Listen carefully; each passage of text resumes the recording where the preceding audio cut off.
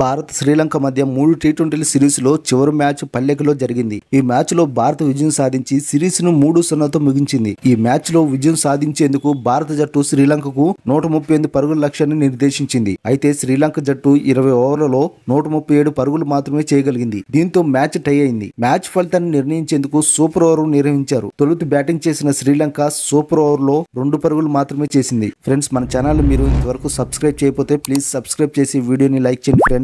ఆ తర్వాత కెప్టెన్ సూర్యకుమార్ యాదవ్ తొలి బంతికే 4 కొట్టి మ్యాచ్ ని గెలిపించాడు. ఈ సిరీస్ లో టీమిండియా 3-0తో శ్రీలంకను వైట్ వాష్ చేసింది. దీంతో కొత్త హెడ్ కోచ్ గౌతమ్ గంభీర్ శకం ఘనంగా ప్రారంభమైంది. ఈ మ్యాచ్ లో కెప్టెన్ సూర్యకుమార్ యాదవ్, రింకు సింగ్ కూడా బౌలింగ్ లో కనిపించారు. అంతేకాదు సూర్య ఒకే ఓవర్ లో 2 వికెట్లు పడగొట్టడం విశేషం. మూడో టీ20 మ్యాచ్ లో భారత జట్టు బ్యాటింగ్ చాలా పేలవంగా ఉంది. భారత జట్టు టాప్ ఆర్డర్ ఫ్లాప్ అని తేలిపోయింది. సంజు శాంసన్ పేలవ ప్రదర్శనతో జట్టును మరోసారి నిరాశపరిచాడు. ఈ మ్యాచ్ లోనూ రెండోసారి సంజు శాంసన్ ఖాతా తెరవకుండానే అవుట్ అయ్యాడు. అయితే ఆ తర్వాత రింకు, బిష్నోయ్, సుందర్, సూర్యలు తమ బౌలింగ్ తో శ్రీలంకపై విజయాన్ని కైవసం చేసుకున్నారు. సూపర్ ఓవర్ లో కూడా వాషింగ్టన్ సుందర్ 2 పరుగులు ఇచ్చి 2 వికెట్లు తీశాడు. మరోవైపు బ్యాటింగ్ లో యశస్వి జైస్వాల్, రింకు సింగ్, కెప్టెన్ సూర్యకుమార్ యాదవ్, శివన్ దుబే కూడా ప్రత్యేకంగా ఏమీ చేయలేదు. 3 మ్యాచ్లో భారత్ తరపున బ్యాటింగ్ చేసిన శుభ్మన్ గిల్ 39 పరుగులు చేశాడు. దీంతో పాటు రియాన్ పరాగ్ 26 పరుగులు చేశారు. వాషింగ్టన్ సుందర్ 25 పరుగులు చేశాడు. 3 మ్యాచ్లో శ్రీలంక టాస్ గెలిచి ముందుగా బ్యాటింగ్ ఎంచుకుంది. శ్రీలంక కెప్టెన్ తీసుకున్న ఈ నిర్ణయం కూడా సరైనదని తెలిసింది. ఈ మ్యాచ్ లో శ్రీలంక బౌలర్లు అద్భుతంగా బౌలింగ్ చేయడంతో